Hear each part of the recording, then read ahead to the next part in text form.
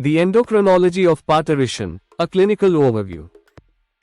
1. The fetal trigger, the stress signal. The initiation of parturition is a fetal event, not a maternal one.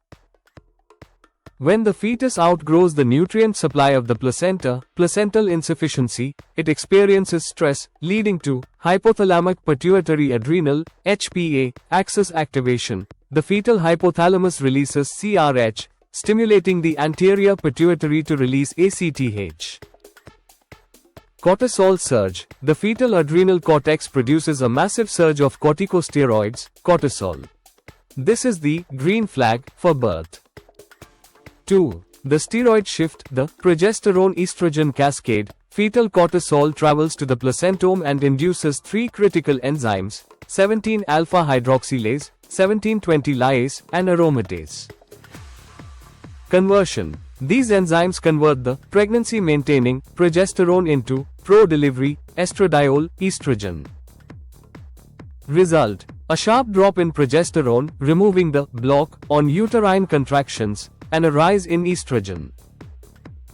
Preparation of the birth canal, cervical ripening. Estrogen stimulates several pathways simultaneously. Secretions, increased serotonin and estrogen lead to collagen breakdown and cervical edema.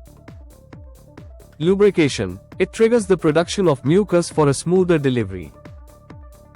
Relaxin. In many species, the ovary, placenta releases relaxin, which softens the pelvic ligaments and the cervix.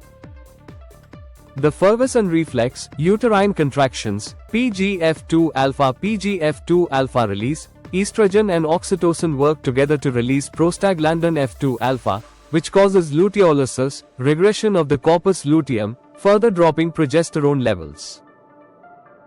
Gap junctions. Estrogen increases gap junctions in the myometrium, allowing the uterus to contract as a single, coordinated unit rather than in random spasms. Positive feedback. As the fetus is pushed into the cervix, pressure receptors signal the brain to release more oxytocin, leading to the final fetal delivery. Like, share and subscribe GNP Sir. Watch for more.